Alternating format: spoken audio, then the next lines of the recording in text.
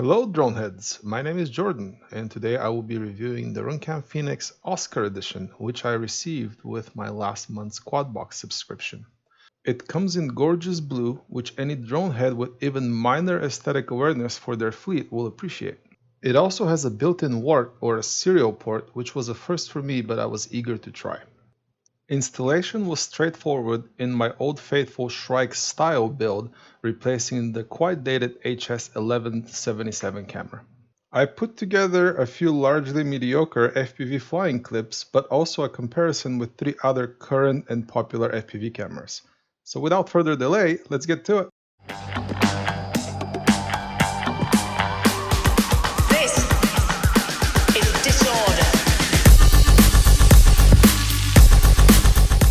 Did you see that low down to the ground line? That was almost impressive, right? This is what 4 years of extremely casual FPV flying gets you.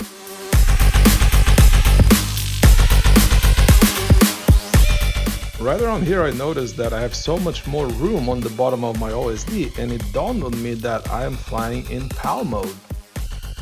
I normally fly in NTSC mode and I have forgotten to change it. If I remember right, PAL has a slightly higher resolution but a lower refresh rate of 25 frames per second versus NTSC 30 frames per second.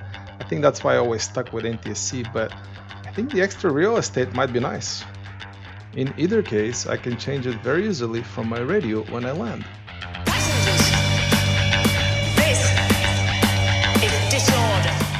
This pack was from earlier in the afternoon when the sun was still shining pretty bright. But the camera is doing a good job. The shadows are very visible, the highlights are not overblown, there is no sun rays in the picture, and it's overall a pretty good experience. But enough of all of that, let's see how it compares closer to golden hour with some of the other competitors. Passengers, this is disorder. This is death.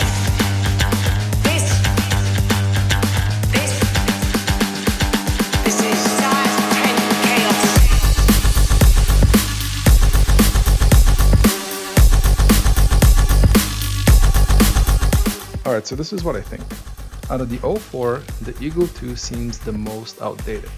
The wide dynamic range just doesn't feel wide enough. The Cadex Turbo is nice, but the colors are quite oversaturated, even for my taste.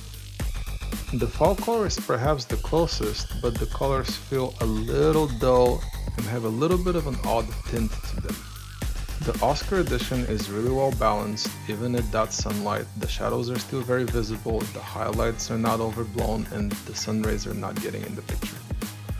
On top of that, it can be used with a regular OSD joystick if you bridge the RX and the TX, or if you have a free UART, connect it and control it remotely, which I highly recommend and forgot to show you, so here it is. First thing, and a little tip, I assigned a switch to disable my OSD so it doesn't get in the way.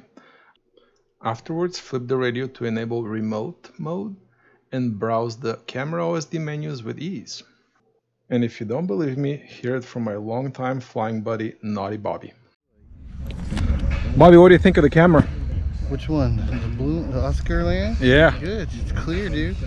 What do you got to say to the fans about it? It's nice colors. I'd fly it. And there you have it, from the legend himself.